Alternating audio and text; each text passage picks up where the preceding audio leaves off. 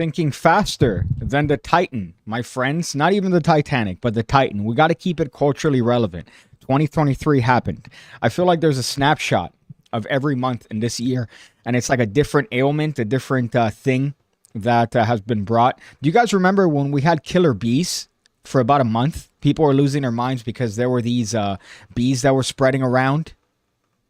This time, I believe we have the mugshot, but that's another story altogether. Welcome to the PigCast. Welcome. We're here. It's a Monday, or yeah, it's Monday. Okay, I have to double check. And we're here on what could be the most virgin-y episode yet. Now, normally whenever I start these, I like to say, you know, the podcast and what it's about and how this is a magic channel. And we don't typically talk magic in these podcasts because it's time for a little break, right? You're there, you're practicing your little sleight of hand, your card tricks all the time. And what the podcast is a nice breath. It's a nice, what else is going on around the planet that bothers old Piggy? But today is different because we're actually going to be talking magic. This is one of the few times that we talk about magic tricks and different things happening around the magic sphere, as I do on a podcast form, which I loathe. I remember Daniel, when he first pitched me the idea for Ham Radio, my old podcast. His was a card-based podcast. So we'd be talking about playing cards and up-and-coming decks in the actual field. And no, I couldn't do that. And we turned it into somewhat a political, news-related, sort of drunken rant. I was pretty much hammered most of those episodes. So if you look back, there were times where I was not my usual self, to say the least. However, here, when it comes to this style, I like to keep it outside of magic, even though it's on a magic channel. Today, we're going to be talking about tricks and things that I've seen in the magic space. I'm not necessarily happy about it. However, I did put a little bit of a query. This is the Gaberhood, and you are not welcome. A query on Instagram in regards to people that I should ask. Now, the funny part is that I got a lot of people I should ask, rather. Let me explain myself. People that I should ask to be a part of a magic podcast. Because I thought, you know what? Might as well see if there's any interest to have an actual podcast dedicated to magic tricks maybe once a week. And I do it with a partner. I got some really interesting names from people. I got some really interesting names hitting me up. One of which I think would be very, very interesting, to say the least, to have a podcast with. Based on previous interactions with this individual. And I think that it would probably be the best podcast ever in terms of magic related. And maybe other topics, we'll see. But they've told me that we're going to take a couple days to think it over. And I'll let you guys know once there's more information regarding that. But that would be a tremendous acquisition in terms of having a podcast together. Somebody told me last time that I touched my mic, and if I touched my mic, it would cause interference. So I reconnected and connected everything. So what I'd like you to tell me is if I touch my microphone right now, like this, which is what I usually do, I'm moving it like this. These are actions that I would usually take. Let me know if you experience any interference. So if I had some interference there, let me know. I'll try again. I'm PigCake. I'm a deeply closeted homosexual, of which there's nothing wrong with that. But I'm deeply closeted, so you'll never find out. Was that good? Did it break up? Let me know if it broke up, because I don't know what else it could be. Maybe it might be a faulty XLR cable. Who knows? Who knows? It might have to go back to the snowball microphone. But let's see. Matt Daughtry says, sup, nerds and virgins. Michael Kramer says, now 6 of us are watching. Again, we have record-breaking numbers in terms of metrics here on the PigCast. Oddly enough, I've been tweeting a lot, and my tweets seem to get better responses in terms of views. So let me know. Maybe I should move on and do other stuff that might actually get me some legitimate mainstream eyesight on my shit, rather than a very niche thing like this. Let's see. Sounds good. Does this person's name rhyme with Oshua Bay. I'm not going to mention anything specifically, but I don't think Joshua J would ever like to do anything related with me. I haven't had any bad words with him, but I just think that he's so clean cut that a dirty magician like me, someone like PigCake that makes black jokes, would never be up his alley in terms of doing anything with him, which is a shame because I'm a huge fan. I'm a better card manipulator than Richard Turner since I could do a peek. Not good enough for a pin of any type, but good nevertheless. Forget the killer bees. Remember monkeypox. Yeah, monkeypox was a thing. Now we have super cancer and some other miscellaneous COVIDs that have managed to pop up. You're not going to catch me. You're not going to catch me out there. I can't mention things for fear of getting, other compilations made of me.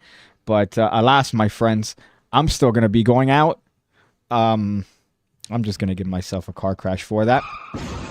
So the magic stream, today's going to be one in regards to magic tricks. If you guys have any magic related questions, if you guys have any magic related things, endeavors, tricks that you'd like me to look at, moves, things you want to go over, today would be the time. This would be the space.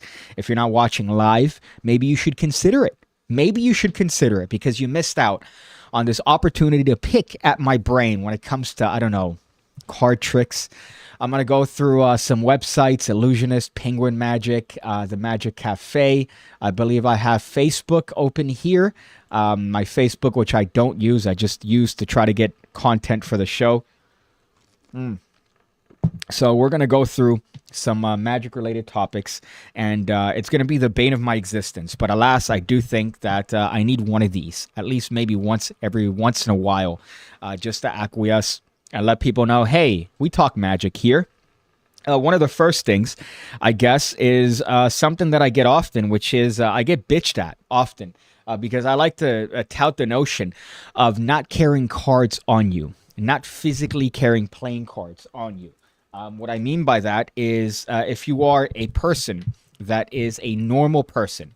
So let me just make this clear because I've made this point and I've made this equal counterpoint many times and people still don't seem to understand because of the inbreeding. So I say a lot, don't carry playing cards. And the reason for this is because I'm trying to get you laid. Right? It doesn't matter if it's ass, male ass, if it's female ass. I'm out here trying to give you social points. And if you have this in your pocket, this implies a lot. It implies that you were waiting for an opportune moment to take these out and hopefully show somebody a trick, which is cringy. You look like a mentally ill virgin. However, if you are a professional, if you are someone that is getting paid for a gig, for an opportunity, for a show, by all means, carry these on you, because part of the reason why you're there is because you're a hired goon. You're a magician. So people know you're a magician.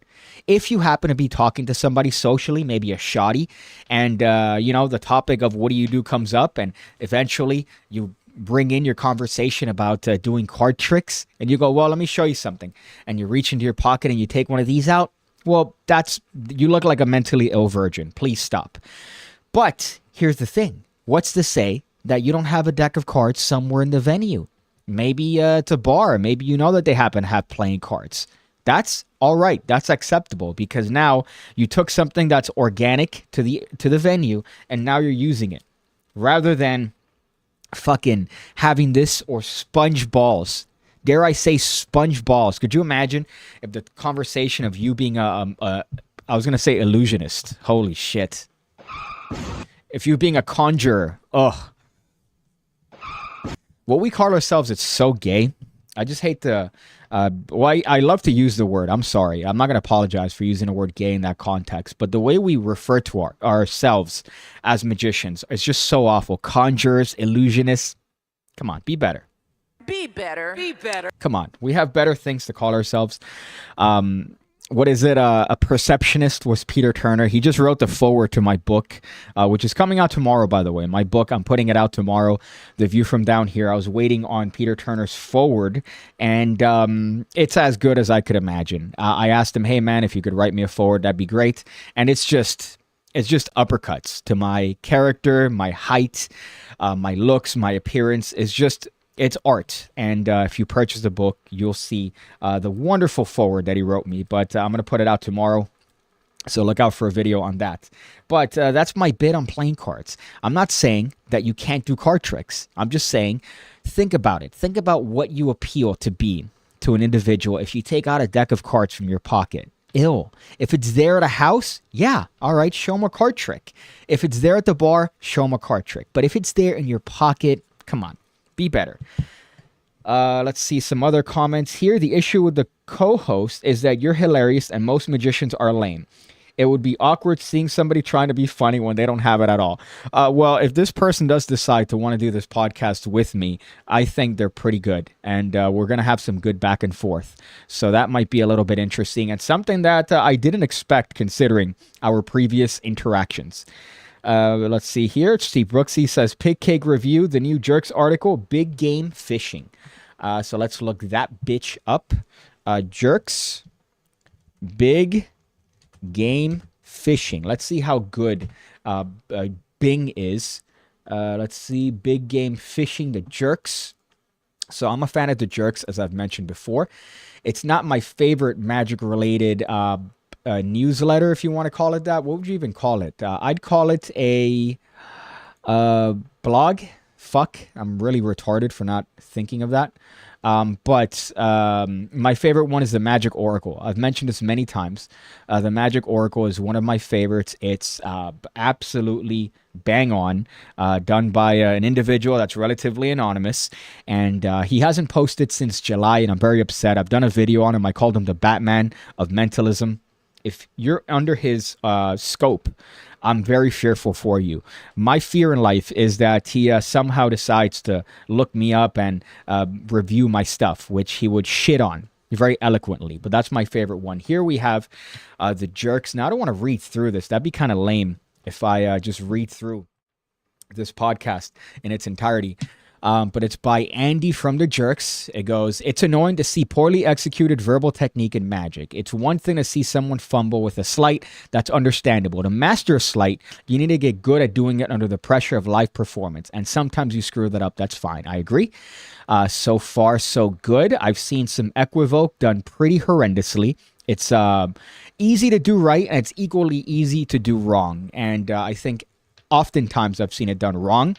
I have a very limited method when it comes to equivoking. It's very similar, if not pretty much ripped off from Max Maven and his, what was it called? Multivoke project, I believe. I forgot what the actual name might be. It might be Multivoke.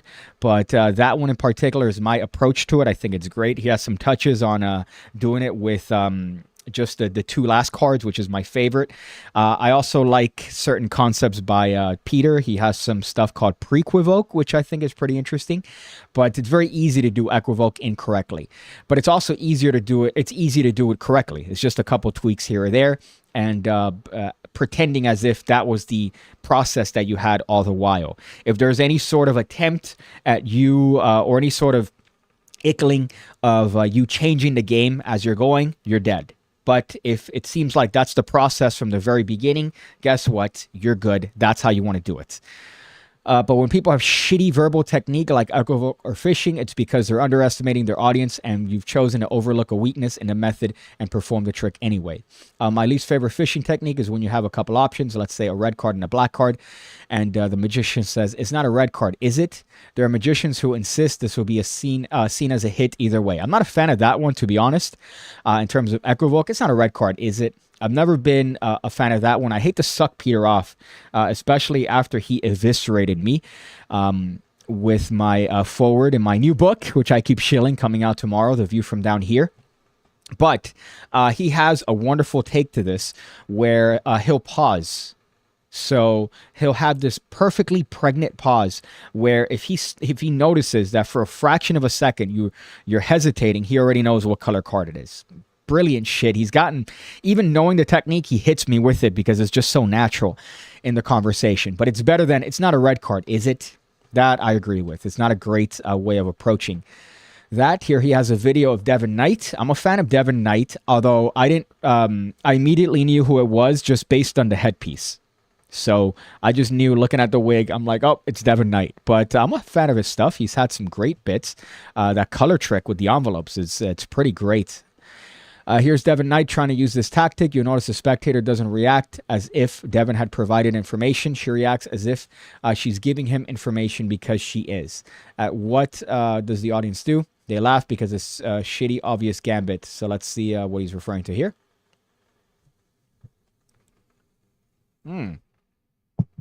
Gotta love the internet here. You're not thinking of a heart, are you? I didn't think so because because I'm seeing a bunch of diamonds.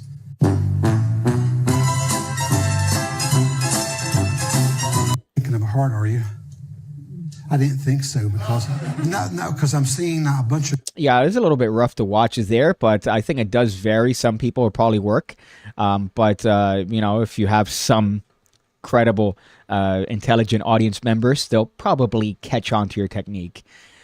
Big Fish Gaming is fishing toolbox, yada, yada, yada. Here's how it goes. Imagine you're performing someone with a snaps deck.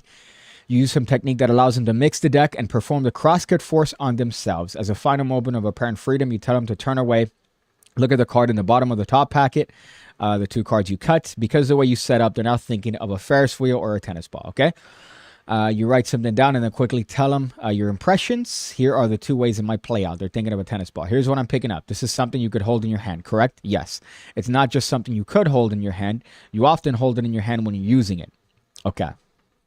Yeah, so it's just a way of breaking down fishing, I guess. So it makes sense. It's good. I don't want to read the entirety of the article here, but it's good. I can't disagree with it. Obviously, sometimes you want to get quick and punchy with it, and this is a little bit more verbose than what a lot of people would like to do, but it's definitely the correct approach. It is verbose. That's the only thing I could say against it, but I don't have anything against that. I would say that's a good take on fishing. Let's see here. I carry cards on me everywhere. I did card tricks on a first date, and we're still together a year later. Matt Daughtry, you should write a book. You are what I think is a small population in a sea of virginity, and good on you. You should be studied by NASA.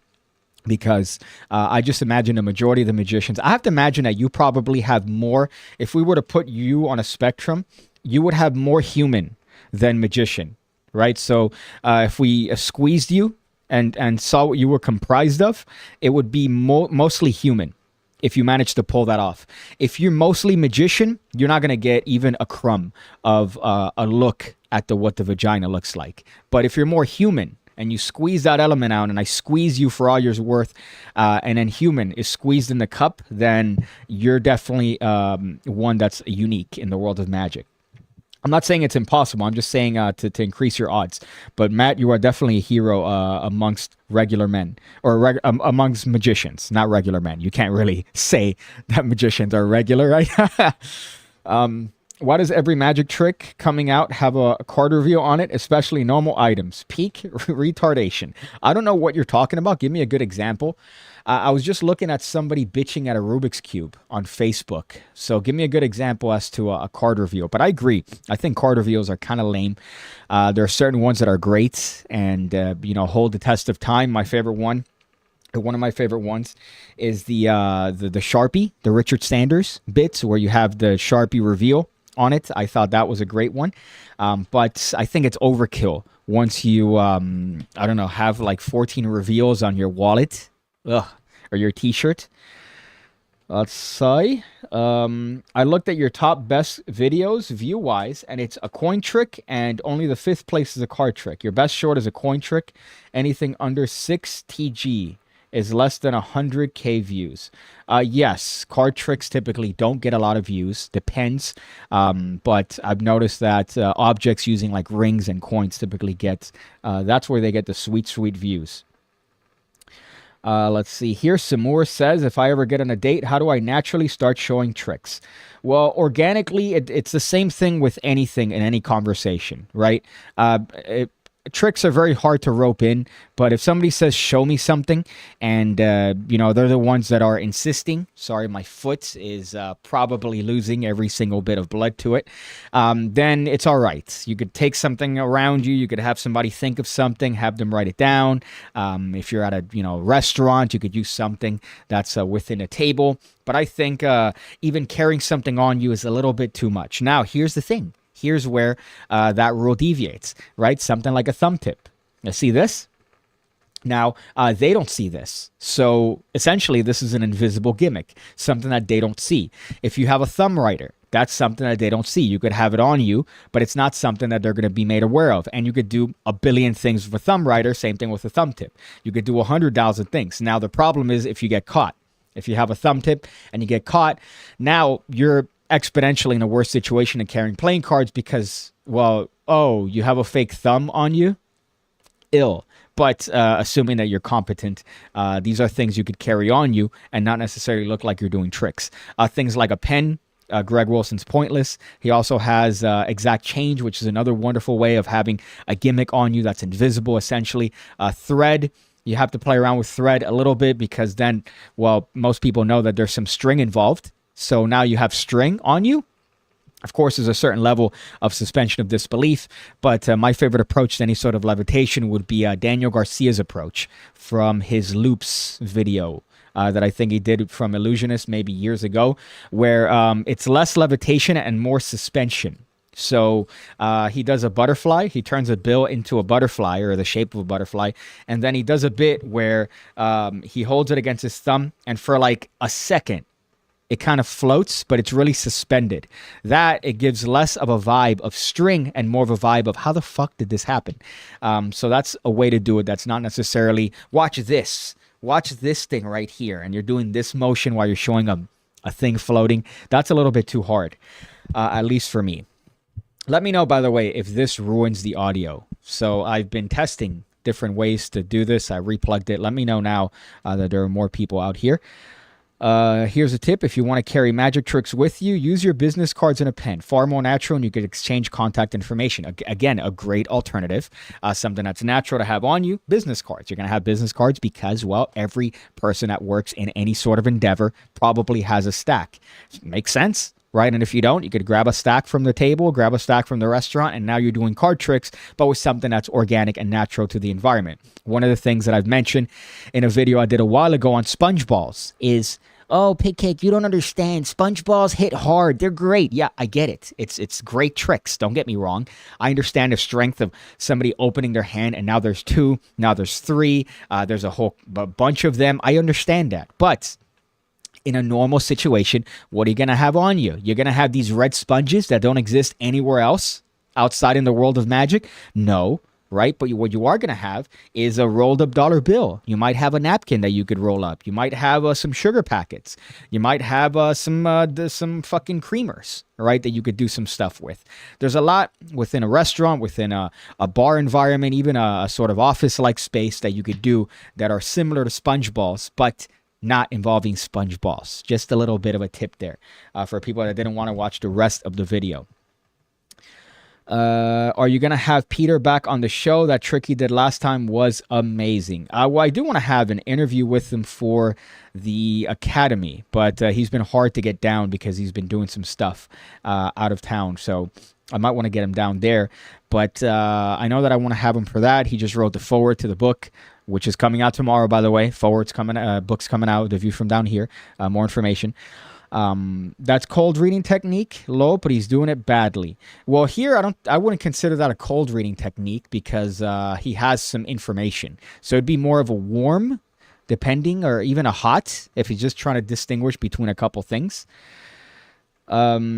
Card trick first date. Married her 6 years deep. Nailed it. Yeah, that could be. I'm not saying that it's entirely impossible. I'm saying that typically, especially one of these Gen Z bitches, one of these 20-year-olds, 21-year-olds, you're not going to be out here doing card tricks unless they have a deck at the bar, unless maybe it's one of these places that has cards on them. But if you're taking these puppies out, you're pretty much setting yourself up for social suicide, in my opinion. Peter Turner, that's what I meant. Says Corn Pop. Corn Pop, I also put you in the book. So you're in the book just because you asked.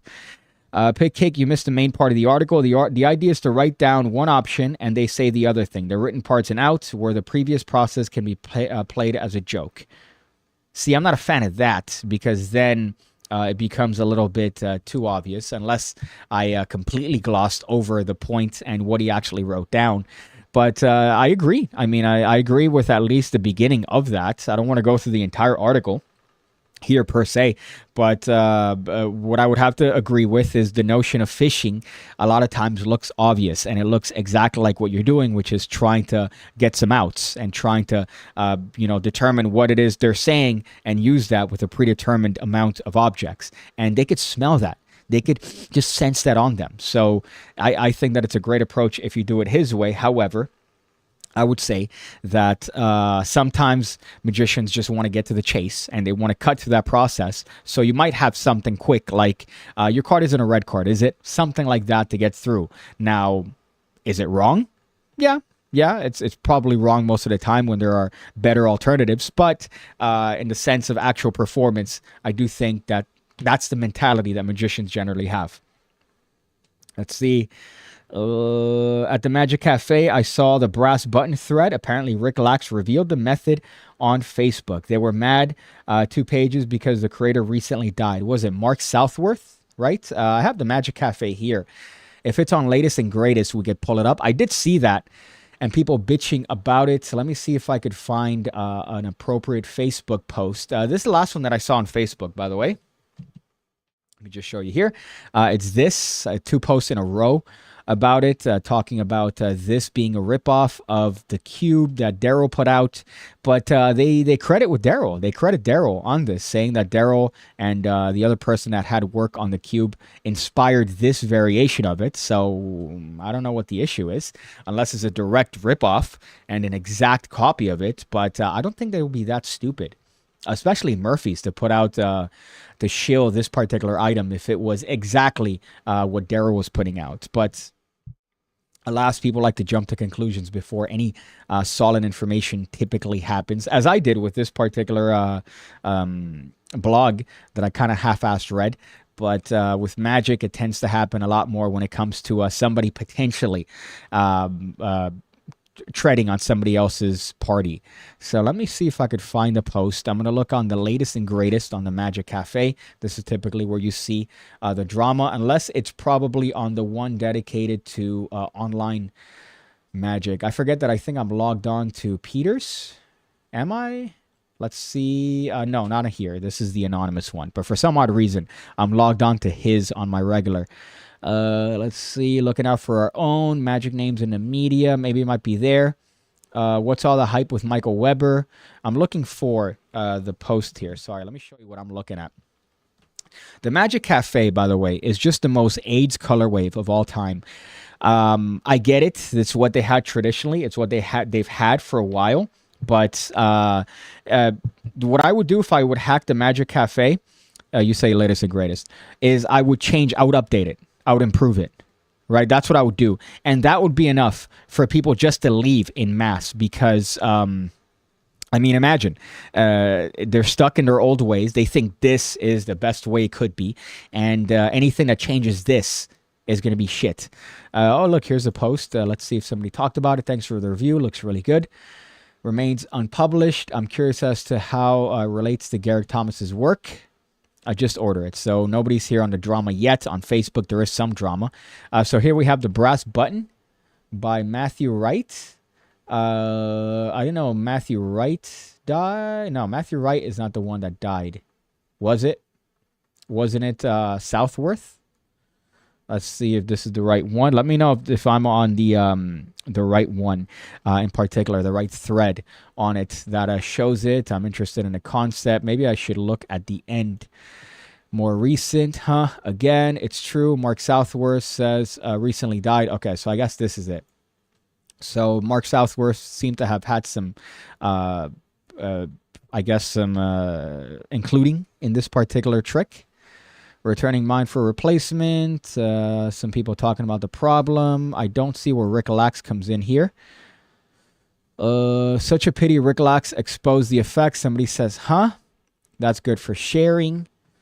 Apparently this person just exposed it. People are talking about this. If true, sad situation.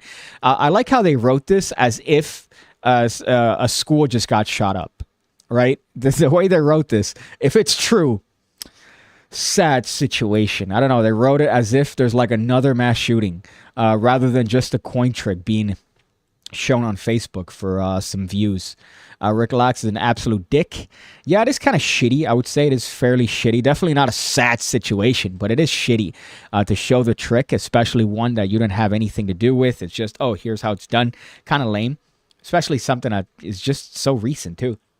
Look what they could do showing the Washington button. I don't know if I've seen the video. I don't know if I could find it. I don't know where somebody linked it, but I do recall seeing the video. I actually thought of the Facebook page.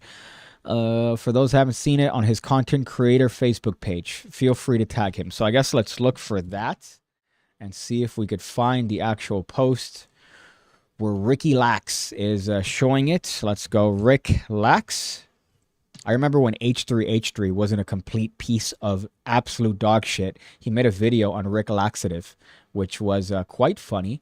But let's see here. Gotta love exposing. And here's Rick Lax's video. So he does two videos, I believe. One where he does the trick, and then the other one where he shows how it's done. I mean, what would I be shitty in showing the video of Rick Lax showing how it's done?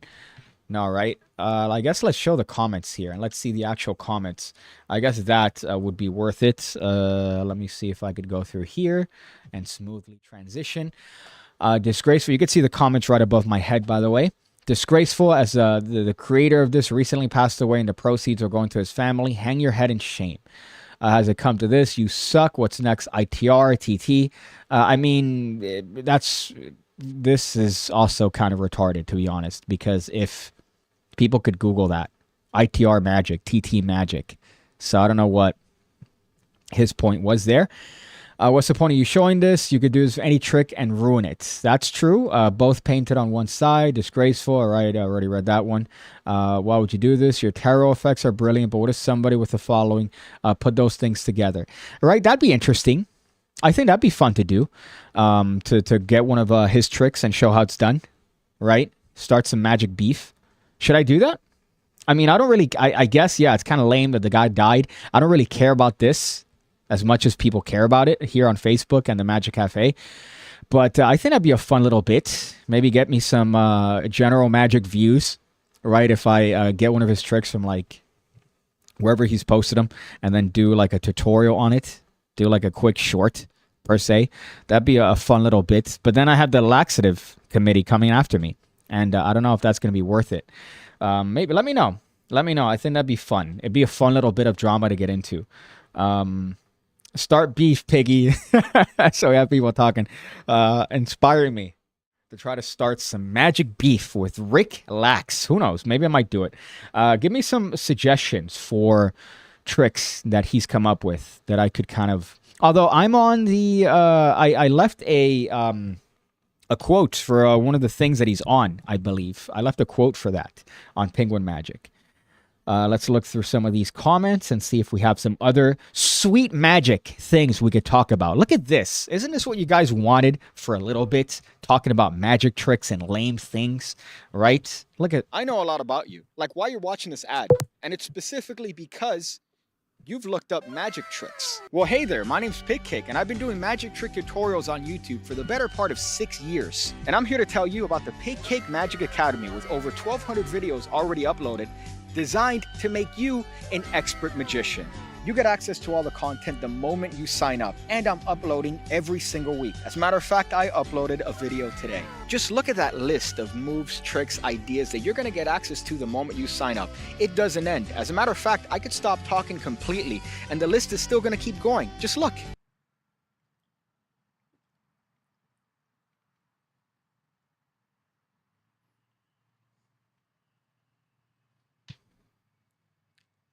So check it out, the PigCake Magic Academy. The link is going to be below. I go with you, but I'm stuck in this video. But I'll wait for you to go ahead and click it. Go ahead, you know you want to. Oh, yeah. Do keep in mind that I'm currently selling my lecture notes on Patreon as well, and a brand new book is coming tomorrow to that particular shop called The View from Down Here. It's going to go on sale, I believe, maybe 11:10 Eastern time, and I'll be putting it out there. It's a really fun book. I put a lot of stuff in it. People should be... The content is you have some out of this world, you have some card tricks and mentalism. It's a pretty varied book, and I shout out Corn Pop at the end of it just because he asked for it on a live stream that one time. So that should be good incentive for you to check it out. Let's see here. Can you check out the new trick on a penguin called Carson's Drink or Carson's Floating Drink? Let's check that bitch out and see if it's anything worthwhile. Of course, the screen froze again, so I don't know what I'm looking at. Let's reset the old fun video drivers, right? Great stuff to have to do. Let's look up Carson. Carson. Funny enough, a black lady named Miss Carson taught me English. So she's the reason why I speak English and not Spanish.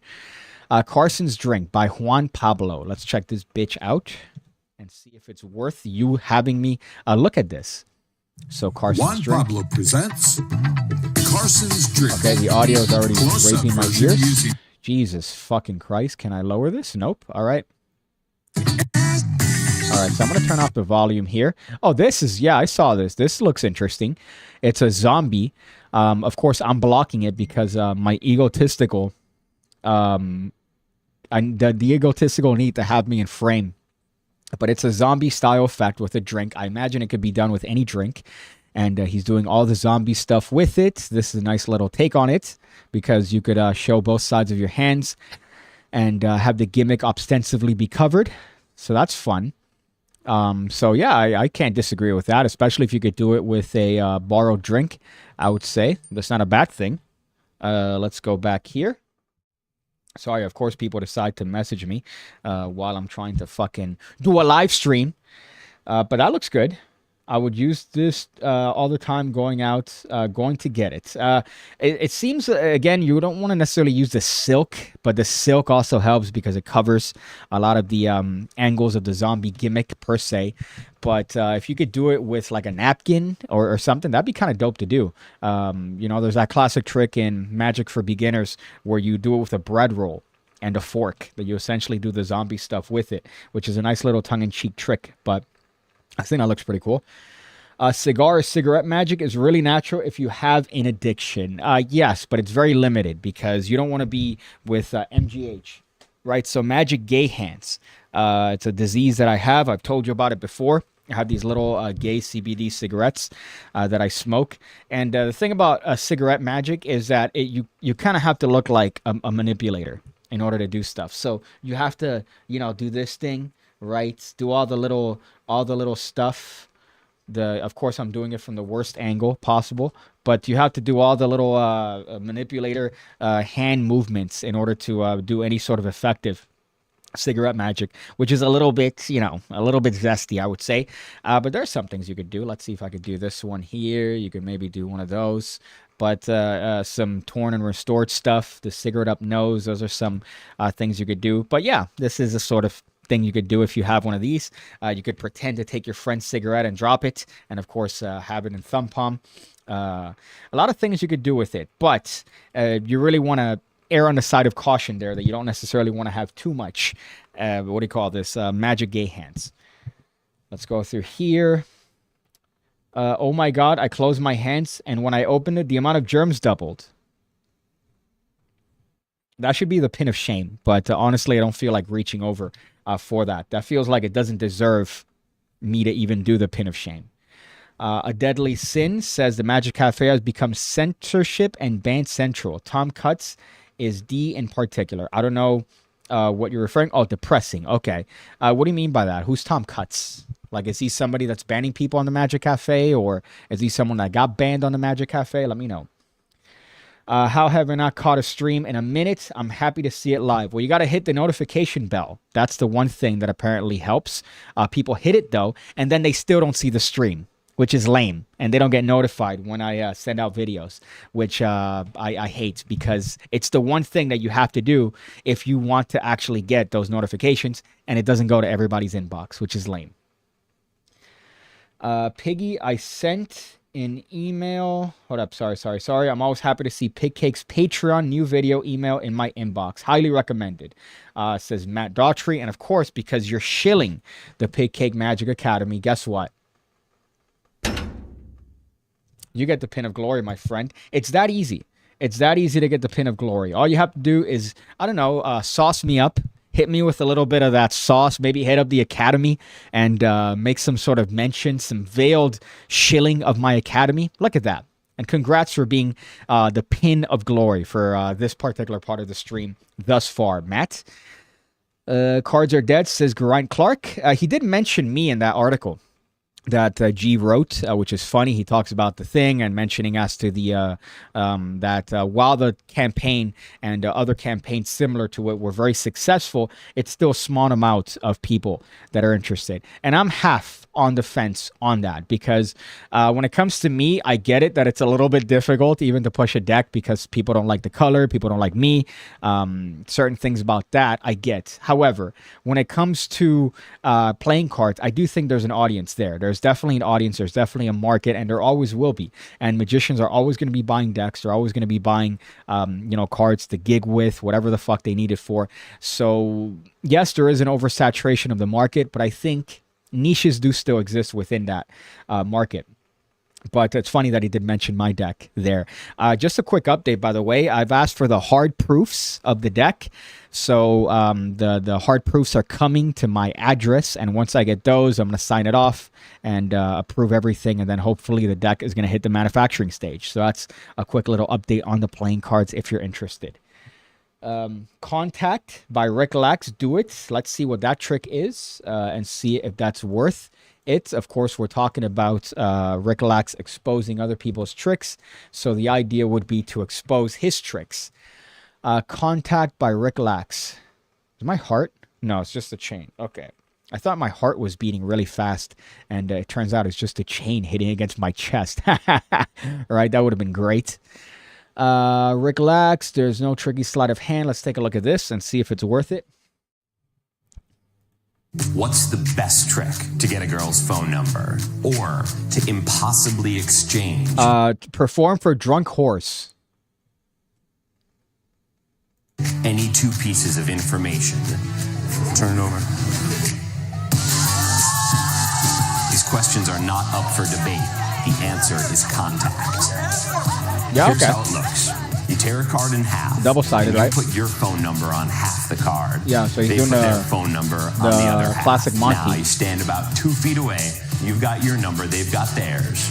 And impossibly, the numbers change places. Slowly, you guys are going to see the ink morphing. And the ink is going to morph from my digits into yours. I I assume. haven't come near your finger or anything, right? Turn it over. When it's all done, you've got their phone number and they've got yours. It only uses one. Yeah, that'd be a fun trick. Right, like here's how you could exchange phone numbers, and then I go through the actual process of doing it. That's kind of would be an interesting thing. But then I think Penguin Magic would be upset with that, and I'm not trying to shit on Penguin. That's this right here is Goatsy, right? This is Goatsy. That's weird. I know it's two fingers pointing, but this is definitely a take on Goatsy, showing his butthole from the early 2000s. So I don't know if that's kind of weird, but that would be great to kind of expose. I think this is simple enough. What does it involve? It only uses one card, specially printed. So I think it is a double-faced card, maybe. That's what it seems like, at least to me, especially if you're doing the bits. Yeah, it has to be a double-faced card, or a card that is half face and half back on it. So when you tear it, you have their side, which is normal, and then you have your side, which is a double face. I think that could work out. That might be good. But I have to think about who I'd be shitting on for that if I decide to expose that trick, just because Rick Lax has been exposing other tricks. And I have to explain the context too, because then people are going to go, oh, Piggy, you're exposing contact by Rick Lax. That's fucked. And then I have to explain, no. He's showing how to do other tricks on his Facebook. So I'm showing you how to do his trick out of revenge. But I don't really care about that trick that he posted on Facebook. I'm just doing it to get some magic points, just to get some beef in there. Because I want some beef in the magic community. We don't have enough beef. Daniel says, I give out my number way easier than that. It involves, I can't read that. Daniel, I can't read that here on YouTube. You should be ashamed of yourself as a moderator to say such disgusting things like that. But your parole officer does not count. Your parole officer definitely does not count. So I might reveal that if Penguin doesn't completely shit on me. Having a force card rolled up in a cigarette. Darren Brown was in his peak era when he thought that one up. Great trick with the deck he used. Yes, that is one of the better ones. It was one of my favorite tricks of all time, smoke. And I wanted desperately to be able to perform that. But the venue is very specific. You need to be in a pipe and slippers moment, as David Penn likes to call it.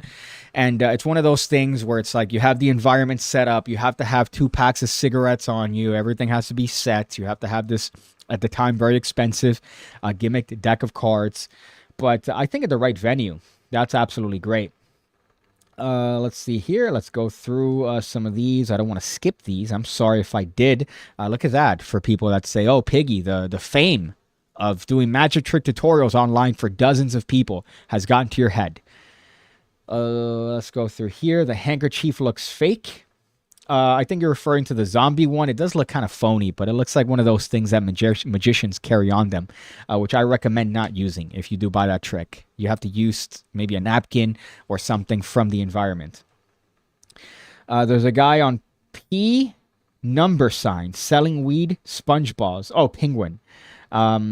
Yes, I saw it. I think somebody, I forgot who, it might have been Ben Shapiro, not the person whose sister I want to have sex with, but the commentator on my channel, Ben Shapiro. I think he sent me a video, or was it Steve Brooksy that sent me a video about the guy selling like a whole box of weed-themed tricks.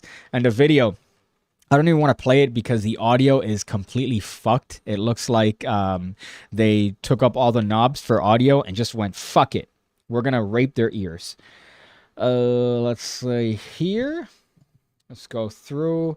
The key to getting the pin of glory has been making fun of disabilities and using pop culture references that no one born after 2000 would understand.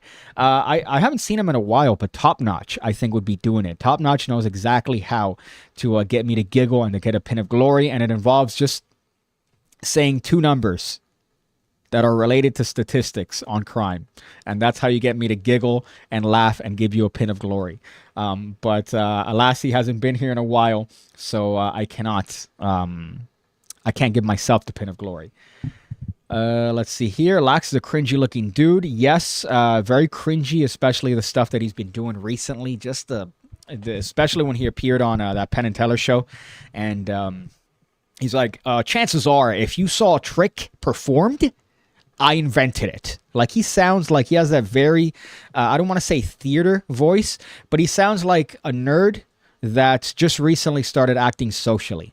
And he has that over enunciation. I remember, speaking of Daniel, we watched a video on Ham Radio, a documentary about incels.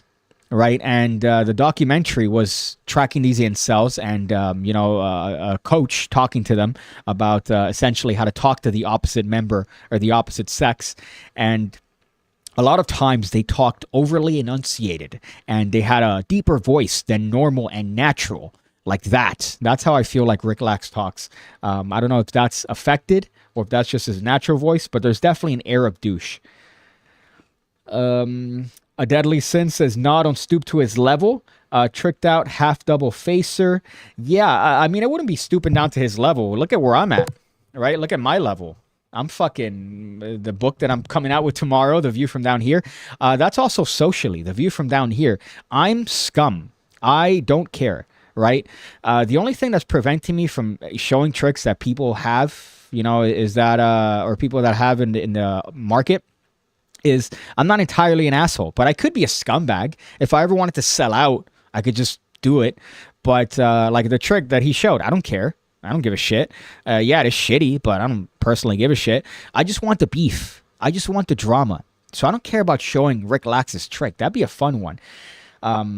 But I don't have the gimmick card, so I would have to make it, and I don't want to do that. So I don't know if there's a trick that he has that uses somewhat of a regular deck that I could make a short about, but that's probably what I'd be doing. Corn Pop says, Danny's alive. I thought you were dead, bro. Let's see. More like his forehead, says Daniel. I think you're talking about my forehead. More like a 7 head, right? Because of the space between my nose and my hairline. Just give myself a little bit of a bit there. Let's go through these. This has been a comment-heavy episode, but I think people have been enjoying it, talking about Magic, which I hate, I loathe, because I can't imagine myself talking about Magic twice a week on a podcast. It'd probably be the end of me. But maybe, who knows, once a week. Once a week, I might decide to do a whole podcast dedicated to magic tricks. Ill. Let's see. What can we expect in your new book, says Colin. What's up, Colin? Good to see you here in video form. I believe last time you saw me, I was demolished in Ohio a couple years ago. So it's always good for you to see me sober. This isn't even real coffee, by the way. This is decaf. So this is what I've come to as a person with gay anxiety. So I now have reduced all the things that give me anxiety, like coffee and Zyn and nicotine and cigars. I've reduced them. I've actually eliminated caffeine, even though it makes me really happy. But I'm sober now for the most part, which makes me feel unhappy with myself. But alas, it's what you have to do if you don't want to have just random 3 o'clock in the morning panic attacks for no reason, right? It's just there, 3 o'clock in the morning. It's just one of these. Wow, hey, what's happening right now? Oh, nothing, but my heart's beating out of my chest. Gee, thank you, body. Fuck. Let's go through here. So what could you expect from the book? So it's a varied mix of shit. I have some takes on Out of This World. I have some takes on some classics there. The first trick in the book is a variation of a John Kerry trick. It's a nice book, I would say. I'm biased, but it has a nice varied list of certain things.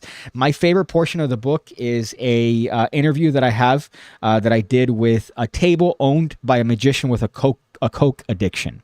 So we go back and forth, me and the table, and that was my favorite part of the book. And obviously the foreword that Peter Turner wrote, which is just... I'm actually going to add it to the book at the end of this stream, just so I could finish it off and finalize it all for once. Let's go through and see some hot ones here. Cameron Can says, I just learned Michael Vince's lie detector. Too much fun for the spectator. True. I think, I don't remember if Michael Vincent was talking shit about YouTube tutorialists like me, but I do have some vague recollection of him talking a little bit of smack about Piggy's kind, even though he is a very talented and skilled magician. But alas, it might just be my memory. Let's see. Review Close-Up Illusion by Larry Jennings. I think it sucks. Let's take a look at it. Obviously, Close-Up Illusion is a classic trick. Let me go to the Penguin Magic and check that one out there, see what their latest take on it is. Close-Up Illusion by Larry Jennings. I also realized that the buttons on this Primark jean jacket have been hitting the table, and I hope that it hasn't been translating to noise on the microphone, because then I'm going to be very upset once I go back on this one. But we have Close-Up Illusion presented by Michael Omar. Let's take a look at it. With Larry Jennings, Close-Up Illusion, things start this guy to definitely get fucks. weird as one card visually melts through another. So show the effect. And over again. You say it sucks. Right on the bottom. I'm not a huge fan. If I give it a little shaking like I think this, it's very the illusion would be if it minuscule, looked like that card the was magic, stuck. Now in the middle, right? It's very minimal, can't be but it is in the very middle visual. because we just put it on the bottom. Now that's impossible. I've never been a Maybe fan of the it. back is confusing you. So here's what I can do. And I think if you're going to use the same gimmick as card warp, might as well do card warp, right? Card warp, amazing bit. The card just turns over as it's being pushed through another card, and it's the same exact sort of gimmick as this. So I would use that rather than this sort of bit. Look at the space that the magic takes place. It takes place in like less than an inch. If I were to give it a shake like this, So that But it if is a you good end up in illusion. the center, you It is a shouldn't very be good able to illusion, I have take to it say, out but from it's not just for center me. like I'm this. not a huge fan of it, so I have to agree with you, should be Steve able to do Brooksy. something like this. This is You a should be able to rare put miss that by card Larry into the Jennings, but it is a center. classic, right? It is one of those classics that And then just give it a shake like people have been this, performing forever for good reason, and it comes straight to but the it's so bottom. subtle. But Like, that's it's very impossible. subtle. You don't need to have a card selected. And You it don't makes even sense need that you're deck doing it in a card. bar. I think that's the best venue when somebody's a little bit tipsy. But I've never been a huge fan of it. What you get the instruction video. That's funny if you get gimmick cards for this. That'd be hysterical, considering you could just make it in less than a fraction of a second. The actual gimmick itself. The Mind Boggler, is that the weed kit? I think we've gone over this before. Mind Boggler. Cannabis Magic, yeah, this is definitely the kits. This is a fever dream. The audio, I have to tell you right off the bat, the audio is rape. So if I do play this, which I guess I will, for the sake of explanation, just know that the audio is pretty atrocious. Hey, meet your mind-boggler paraphernalia, and I'm going to take you on an adventure through time and space and teach you how to use all the paraphernalia that came with the mind-boggler. This is excellent. This is absolutely excellent content. Magical kit. Come on, let's go. And make sure you bring something to eat. Because the munchies. You get it? The munchies. Because the marijuana munchies. Learn the rubber buds. So I'll put one in my hand, two in my hand. So he's doing sponge balls in what looks like to be his mom's house. That's a dope jacket, by the way. That's a really dope jacket. Reminds me of a Hotline Miami. But he's doing it with cannabis buds. And you know what? So let's see. We've Let me been move having myself. Such a good time with this buds. Sometimes all good things must go, and sometimes we just gotta say goodbye, and it all goes well. Also, see a far-out performance of the Invisible Deck. Turn backwards in the whole deck. What is it? Wouldn't it be downright nifty if that was the ace of what'd you say? Ace of hearts. Isn't it? NFW. Ace of hearts. See a creative performance of a pre-roll production. So he makes a blunt appear. Learn a rubber bud routine. Rubber buds. Oh my god, the green king is amazing. Learn Invisible Deck. What's crazy is that he keyed out the green and put green, which is wild. So I guess to expand the actual picture, but he got a green screen and then he made the background green. So it's kind of defeats the point. But no, I don't want to. I can't. I feel like that's I'm gonna turn into that. What else here? Oh, thank you, Surface Pro. Yes, I'm just trying to scroll down, and that's like fucking finding the Hope Diamond. Let's see. Let me look through. I think Ladane is a little bit too high on himself. Well, Ladane is very skilled, and I think he's pretty based, I would say. So I'm a fan. I'm a fan of his stuff. I think he comes off as a little bit egotistical, but that's a good thing. That's a good thing. Let's go through here. I'm working on an ebook with 3 card effects that are influenced heavy by Spanish School of Magic. Very knacky, but impossible and clean looking. When I'm done, can I send it to you, dog? Yeah, I'd be down.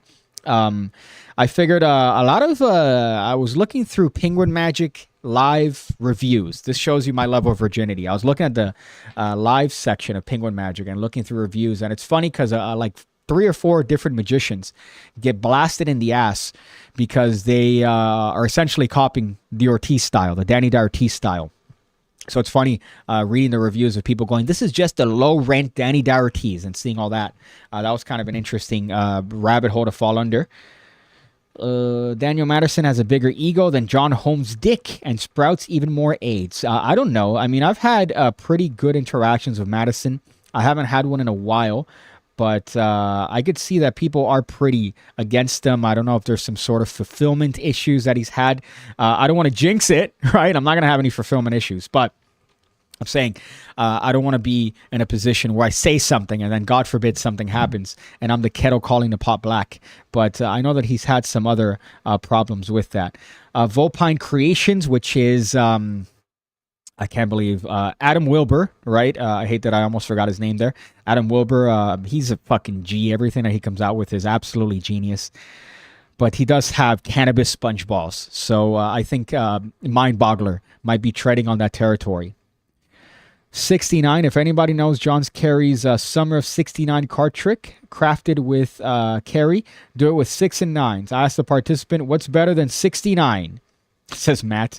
I don't know what, I'd say threesome, and they're called a sandwich between the 6 and the 9. That is funny.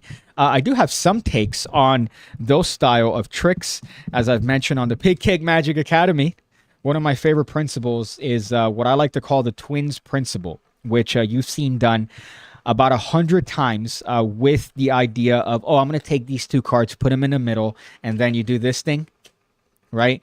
You could do so much with that, from card to pocket. You could do sandwich routines that don't require a lot of effort because you're taking advantage of the fact that participants are a little bit retarded, and they're not going to remember the specific nuances of playing cards. So, for example, I just put up a variation of Monkey in the Middle on the Academy that uses this principle. And, I mean, suffice to say that it's essentially this. So you're just using off-colored cards, right? So you're a 6 and a 9 and a 6 and a 9.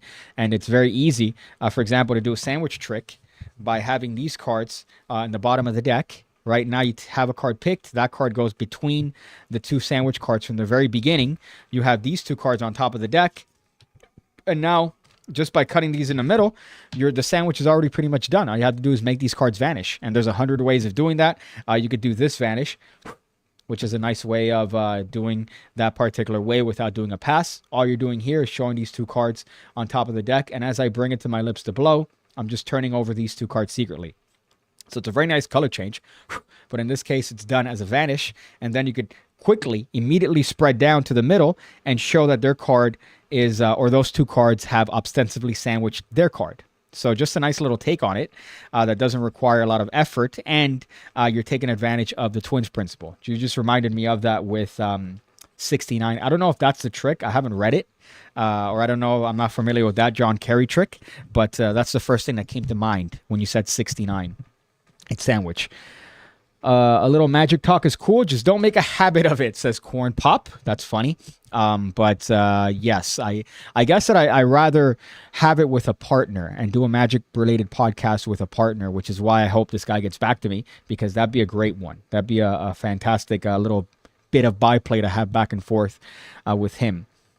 Let's see here. Music Box by G Magic. It's a really unique music mentalist trick, but not for every day. Let's look that up. Music Box by G Magic. Music Box G Magic. Music Box Refill, which is always, that lets you know that you're in it. Essentially, you're investing in this bitch. There's a demo video, so let's go and check that bitch out. My leg is dying for any sort of blood. Let's see this bitch. I'm already not a fan of any one of these overly cinematic magic demo videos, but I guess it sells, so. Music is one of the most powerful art forms that we have. Now imagine when we combine it with magic. Now, I'm Gustavo Sereno, and this is one thing, right? And this is as a Cuban man with a terrible Miami accent. If you're gonna speak in Spanish and then have the subtitles, right? I think that's a lot better. Then music is one of the most powerful art forms that we have. It's better than that, right? Just speak in Spanish. Speak in Spanish, sound natural, and then have the subtitles. I think that would be a lot better than what this is. But that's just nitpicking. Art forms that we have. Now imagine when we combine it with magic. Sounds like he's trying to fuck me. Sereno, and this is Music Gustavo Box. Sereno is Magic Box. So we have a magic box or music box. Music Box brings a whole new experience to your spectators. You show a pack of cards with different songs written on, and and ask a spectator to pick one. You introduce a strip of paper and ask them to think on the selected song. You start punching some holes on the strip and then you insert it on the music box, and the song that they are thinking will play. Novel. Right? I think it's novel. I mean, it's fucking a lot. I would have to imagine that this goes in your house. And when somebody asks about it, that's when you go, oh, yeah, that? Let me show you. Here I have some songs. But then I think the deck kind of ruins it, but I guess it's part of it. Maybe if you could force a song, that'd be a lot better. But I would say that this is definitely not the sort of thing that you would just be like, oh, well, here I have a music box. Could you hold on to that, please? And here I have the strip of paper. It would have to be one of the things that you have set up in your house and only do when people are over. I knew this podcast would degrade into this, says Magic Buzz. I don't know what you mean by degrade into this, but it's definitely degrading to talk about magic for so long. I looked it up. The Dane's mentor is Darwin Ortiz. That his magic is exactly like Darwin. Even the cadence, the style, the way he talks, everything is the spread that he has, everything is very Darwin inspired. Even his mannerisms, like the way Darwin reaches into his wallet and the way that he he does this weird take on a double lift where he'll push it forward and then he pushes it in and immediately does a double. I've seen Ladane do that, right? So it's heavily inspired by Darwin Ortiz's work. Madison's pretty based when he...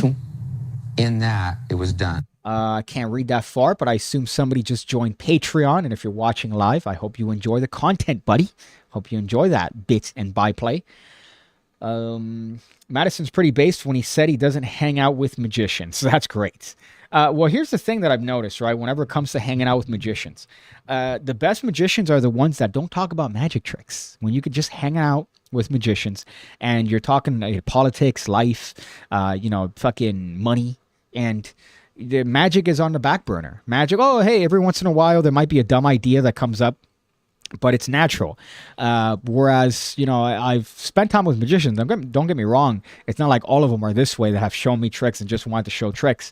But I feel like I'm the best magicians that get the most notoriety in the industry. You could talk to them for hours about anything other than magic tricks. And I've noticed that time after time, even with big name magicians that I've gratefully met through, I guess, the auspices of doing this fucking YouTube shit. And it's the same thing. You could talk to them for hours about just anything and not magic. And then the ones that are kind of like only magic, those are the ones that kind of fall into the back burner and into the sea of people that are just like them. So it's a little bit of an interesting observation I've made from being a part of conventions and going and hanging out with magicians. Let's see, John. I don't know who John Holmes is. You guys keep saying John Holmes, but I don't know who that is. Okay, I know that I saw one comment here. Don't give paste salsa to children. It's fire. Fuck. Paste salsa. That's all right. It's not the worst. I'm more of a fan of mango salsa. You get some mango. I think they sell it at Publix, so it's kind of a Florida thing. Or is it a Georgia? I don't know if it goes all the way up the coast, but I know that it's mainly a Florida thing. Looks like a mini roll of TP. I don't know what you're referring to. Review Crazy Man's handcuffs or Crazy Man's vanishing ring on Vanishing Ink. I saw that one. Not so long ago, I think maybe with the Wizard product review.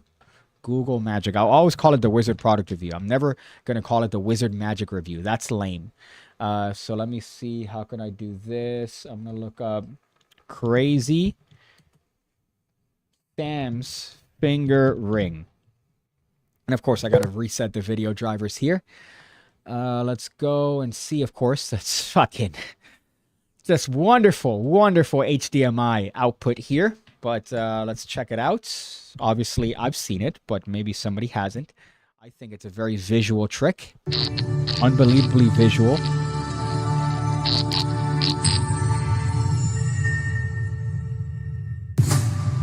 In 2022, of course, a very cinematic opening. A young genius What's magician, the point of this, man? Sam Hall, had taken the magic community by storm. Look at that. He even got 100%. All right, come on, man. This is why you told me to fucking trick actually start to this point. It's a stupid visual. Can I can do slow motion for you. Yes, please. Actually, I didn't move the ring. I just switched the finger.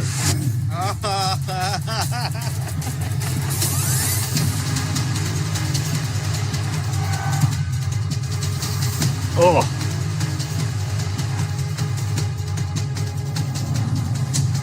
It's just so stupid.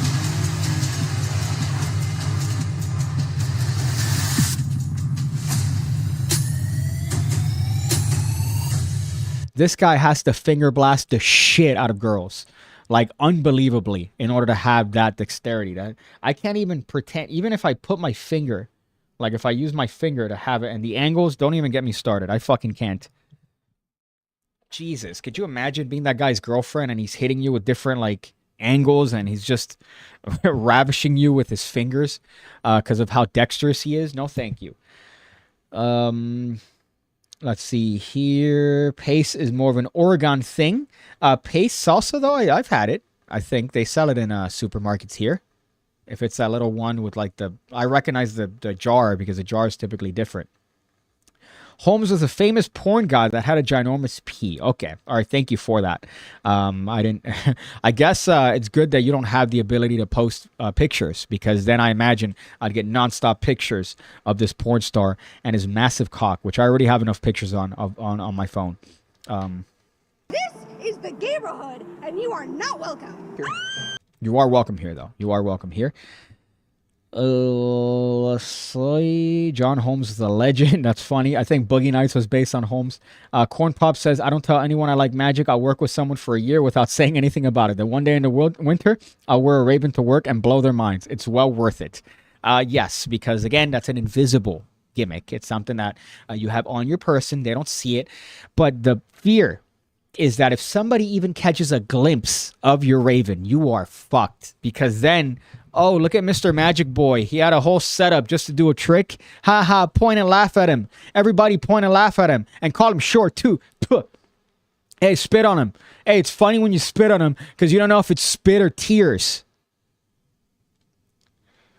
Fuck.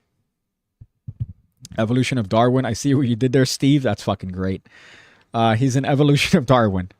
I feel like if it's a Pokemon... well, he's very short. Darwin is kind of tall, at least from what I've seen in videos. So it's kind of a, like, he starts off as Darwin, and then he evolves into Jason, and Jason's like my height. It's funny because I assumed from his angles that Jason was tall, but then I see that he's a short king. He's a short king as well. So we have some representation too, boys. We're not just here by ourselves. We have some love too, in the form of PigCake, Jason Ledane. Right? So it's not just, you're not just there by yourself if you're a short king like us. I don't know if he's very, not embarrassed, but if he's, per se, what's the word? Per se, fuck. Ashamed? Maybe, per se. Fuck! If he's ashamed of his height, if it's like one of these things that he has anxiety about, but I'm not. I'm a short king, fool. Hey, you got no jurisdiction here, Holmes. Because I'm the king here. Because I'm the short king, fool. I don't want to give myself another car crash, but you get the idea. That's the most cinematic version of I Got Your Nose. Yeah, I hate these cinematic fucking videos. They're so annoying, these demos. It has the intro from Inception. It has all the hits from the sound hits from every audio library. It's free use. Audio library, pretty rough, and then it's a trick of a guy moving a finger ring around. Although I realize now that I wouldn't be able to do it because actually no, yeah, I wouldn't be able to do it because for the method you need to. I don't want to. I mean, you could kind of work how it does. You could kind of figure out how it works, but you can't do it if you have finger rings on the other hand because then they're gonna see that and know that it's the other hand. So in order to do that, even if I wanted to learn it, I would have to not have this bitch on. And then I'd have to learn how to do it that way, which I'm not a fan of because I'm always wearing bling. I'm always out here blinged up. I got the watch. Look at that ambush. Let's pretend like it's the legitimate one. Ambush watch. Your boy's got the ankh. I got the rings. I got the earrings. I'm out here always blinged up. So now I realize that even if I took the time to learn it, I wouldn't be able to perform it, which is kind of lame. Considering, based on your background slideshow, did you consider calling your book The Art of the Virgin? Well, I changed this for this particular one just because it's topical with Trump and the whole mugshot. So this is a vaporwave compilation of 80s Trump. That's what I decided to have as the background today. So it's very 80s, lots of big phones. You see, it looks like the beach, right? Bitches. Look at that fucking hairdo. So that was the background for this. But that might be the next book. That might be the next book. The Art of the Virgin. Jason Heiss. You might have just named the next one that comes out. The Art of the Virgin. And I'll have a photo shoot where I'll have the cover look exactly like The Art of the Deal. So look at that. Good ideas. I might actually write that down. So let me write that bitch down so I don't forget it. Look at all these, by the way. These are all show notes for the PigCast. And this notebook only has a couple legitimate pages that I don't clean. This is a reusable notebook. I have some takes on some tricks, some ideas for potential future projects, and apparently an image of Mario that was drawn by some dumb bitch that came over. Let's see that. So the Art of the Virgin. And I think that's great because it also ties into the Art of Astonishment. So it'd be my Art of Astonishment series, but it would be based on, what do you call this? The Art of the Deal. It's my buddy calling. I think he just landed. Give Jason one of your short but dick tall shirts. Yeah, that's what I definitely should send him, but he might take that as an insult. I thought about using Twins Principle for a transpo, double lift, place opposites of that card so we could remember it. DL again, place the opposite, swap face cards, transpo. That's not bad. One of the things that I enjoy is the lie, the miscall. So, for example, just to give you a little bit of a trick, we'll do the miscall with, in this case, the 6 of hearts, right? So you have a deck, whatever, and you show the top card, which I'm trying to do a dribble double. And these fucking cards have been used so much. That was a dribble triple. Usually I'm better at this, I promise. You have a card like the 9 of spades. There you go. Look at that. First time, my friends. And we'll take that and we'll place it underneath the card box. That's your card. And we also need a card for me. In this case, we'll use the 6 of hearts, right? So we'll use the 6 for this. So let's see if we could actually make this happen over here. Yes, right there, 9 of spades. And of course, underneath your hand is the 6 of hearts. Right, miscall. The miscall is brilliant, and you're gonna have to play around with how you do it. But it's your internal dialogue is, oh, I'm gonna show you the card, but then last minute you don't. So that's kind of your internal monologue and what you're trying to convey to them. Because ideally, you should show them the card trick, right? Or card. You should show them the card like you did the first one. But if you do it like this and you go, oh, we'll use the 9 of spades, and we'll also use, in this case, a card for me. Why don't we use this one, the 6 of hearts? Obviously, you don't want to mention it before you take it out. But you want to almost turn it over and then look at it, 6 of hearts. We'll use the 6 of hearts for me. And then that's how you kind of want to get into the miscall. It's not a thing for every environment, but I do enjoy that rather than resorting to a gimmick or resorting to a duplicate card. That's one of my favorite things, miscalling. Andrew Gerard has a brilliant miscall as an ACAN on one of his projects, I believe called Touching on Hoy. Well, no, that might be Luke Germain's bit. Touches on Hoy, something like that.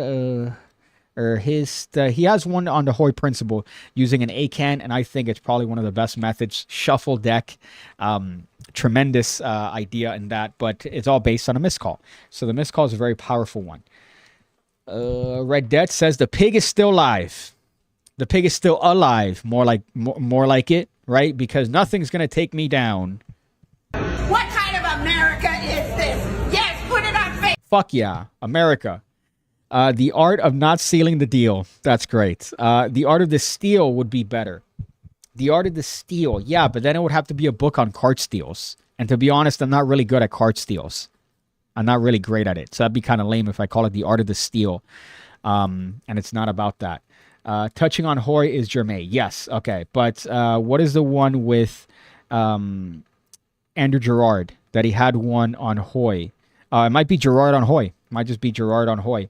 But I think that the missed call is one of those underutilized principles in Magic that people just don't want to have the sort of balls to do it because they're afraid of that. But if you have the right environment and you already set yourself up, might as well lie. Fuck it.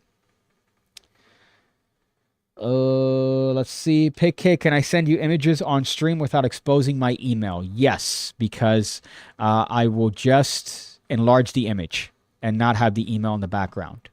So send away. Let me open up my email as a matter of fact. I don't want to see. I wouldn't want to show my email as well. Although I don't have anything crazy here. I have an email from Ben Shapiro. I have a solicitation for a book that somebody wants to send me.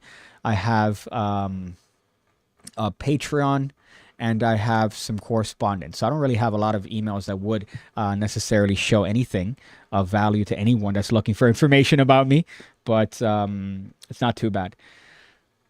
Piggy's Black Book with all his stables phone numbers. You say stables. Does that mean bitches that I could fuck on the reg? Is that what you mean? On the regular? The finger thing has to be easier than half the stuff I do with cards. Yeah, but the angles are also aggressive. I remember in line for Tower of Terror, I challenged myself to come up with something without using anything. So I figured, oh, finger magic probably works. And I came up with this independently. The idea of removing your finger. And then I realized every single magician probably has a version of that they've published since like 1970. So, great. Sub Red Dead. If mugshots are public domain, then you should make a Kickstarter with that as a back design. You'll reach the goal just a tad bit faster this time. Yeah, I might. But I don't know if people... I'd have to add something to it, though. Maybe have it, like, mirrored. That might be enough for people to want to spend it. But I like the Art of the Virgin. The art of not sealing the deal. That might be good, but I think it's too verbose. How can I fuck with the art of the deal, but make it piggy and make it the Art of the Virgin? We have the Art of the Squeal. That's good. The Art of the Squeal is pretty fucking good, considering pig squeal. So that makes sense. Let me actually write that down. Let's see. Colin, Renewable Notebook. So this is called Rocketbook. Right, so this is called Rocketbook, and I got it at Office Depot. They sell one that's smaller to this, but they didn't have it there. And if it's not there, I don't want to buy it. I rather buy it in person. And what's great about this is that you use these pens, the friction pens, and technically you could write on it. It has an app that you could scan stuff, but iPhones scan stuff anyways now without needing any sort of app. And you could write anything on it. You could then take a wipe and clean it. So it's a very reusable notebook. I use it for the show because I could take up a lot of pages of shit and still be able to reuse pages and pages of the book. And it's great because you could then catalog it on your phone. You have it forever.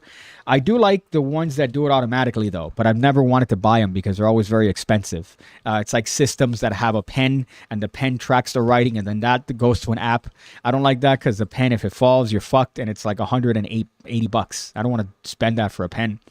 But this is not bad. The only compromise is that you do have to take pictures of it if you want to save the content on the notebook. Let me see. Email, blah, blah, blah. All right. So let me check what that is. So we have Einstein. If it's, of course, it's not loading. We have a picture of, fuck. So we have a picture of what looks like to be Trump and Jeffrey Epstein, the classic picture. We have a picture of what looks like to be Bill Clinton and Ghislaine Maxwell. And we also have a picture of Trump, Hillary, back when they liked each other. Bill Clinton and Melania, maybe? I can't tell. But just some definitely ancient pictures there. Ancient Chinese secrets there. But the Art of the Squeal, I think, might be it. The Art of the Squeal might be the name of the next book. Squeal. That might just be it. I think that's great. The Art of the Virgin is tremendous, but the Art of the Squeal is just, see, it ties into the pig theme. The Fart of Astonishment. That's fucking great. Fart of Astonishment. Dude, you made me picture the Paul hair stash with the Trump comb over. That is what the lead singer of Saga used to look like. Michael Sadler, I believe his name is. He has that one song. With his parcel tucked tight under his arm, he's very short of breath. What's the name of that song? Don't be late. Just don't be late. And then it has a whole fucking build-up. I don't think anybody knows Saga. I'm putting that out there right now. I don't think anybody that's watching this stream knows Saga. I'm putting that out there. I'd bet some money, but I have to pay the IRS a very excruciating amount of money. So I would ordinarily bet, but I'm willing to bet that nobody knows Saga here. 13 Steps to Virginity. These are all great. The Royal Chode, the Card Magic. But then I would have to have 13 steps, right? 13 individual steps. These are all great ideas, as a matter of fact. Let me write these down. I'm stealing all these concepts from you guys. 13 steps to virginity. To virginity. Although I don't think a lot of people would want to buy that just because of the name. They go, oh, Piggy, you're making fun of virginity. The complete works of Derek Tingle. That's bad. That's not even good. The complete works of Derek Dingle. You might as well call that the Eugene Burger book, right? Derek Dingle, you get it? Because he dingles. Dingles kids, allegedly. I think that's the second stream in a row I make some reference to Eugene Burger touching kids. I don't know. I've heard some stories from multiple sources. So we'll leave it at that. Escort at the card table. Yes. Escorts at the card table. So definitely for sure, the next book is either going to be called The Art of the Virgin or The Art of the Squeal. And it's going to be based entirely on The Art of the Deal book by Donnie T. So for sure, that's going to be the next one, 100% guaranteed. But down the line, I think 13 Steps to Virginity works out great. Just because that provides me a framework for the book. Tonight I'm on the loose. Nobody could stop me now. Tonight I'm on the loose. There you go. Okay, so Magic Buzz got it. There you go. I'm older than you and I don't know Saga. Super niche. So Magic Buzz, of course, has some knowledge of a wonderful band. I believe they're from Germany. Might be wrong on that, but fucking tremendous. It's like a very, I don't want to say progressive rock, but if you look up Don't Be Late, just top peak 80s. And you see the mustache is very Paul Harris. They're all friends, says Steve Brooks. Yeah, that's funny. See, I'm glad that even this is a Magic stream, we managed to bring it back to something political. So you can't avoid it. But those are all definitely great. Now, as far as this stream, I think we've reached the conclusion. I think this is it. I'm going to do another stream tomorrow. Tomorrow's Tuesday. So I will be streaming again. As I've mentioned before, I'm considering doing a Magic podcast every week. Do one of these dedicated to Magic. I might just do one of these dedicated to Magic every week. And then until I have the official one with somebody else. So that might be an interesting thing. For the next one, I'll probably try to get a guest on. So let's see how that goes. I think that'll be a fun thing. I'll put their little heads here. And then we'll have a guest on for the next Magic-related podcast. And I don't know what advice to give at the end of this. I do appreciate your books. I think those are all hot and heavy. And I think that somewhere down the line, I think 13 Steps to Virginity is going to be a great book. Speaking of great books, The View from Down Here is coming out tomorrow, so make sure to look out the video for that. That's going to be a video that I'm going to put up. I'm going to have all the links ready. What else can I sort of give advice on? This right here is good. It's decaf coffee. I made a Dalgona decaf coffee. So Dalgona is that coffee where you essentially put a little bit of instant coffee and then water and a little bit of sugar, and you fucking just You emulse it. You get that blender and you just until it's thick, right? But I do it with honey and decaf coffee because I've had agonizing panic attacks in the past couple months, and I've been avoiding caffeine. So you want all the benefits of coffee, but you don't want the caffeine right here. Decaf coffee, and especially if you have it Dalgona with Fairlife, which has about 70 calories and about 13 grams of protein. Yeah, I'm going to completely devour that. So the next stream is going to be a regular one tomorrow. And then who knows, maybe I might have another magic stream this week. Things are fluid, my friends. Things are fluid here on the PigCast. This is the neighborhood, and you are not welcome. And submit outros. Submit outros to the comments section of this video. Things that I should say at the end. You know, one of my favorites is get fired, get in trouble, be brave, but never stop fighting. But I can't say that. That's already taken, right? So give me like an outro, something that I could say to end these other than talking about Nancy Pelosi and her insider trading. So let me know in the comment section below of this video. And I guess I have to mention that Nancy Pelosi does insider trading. So let's just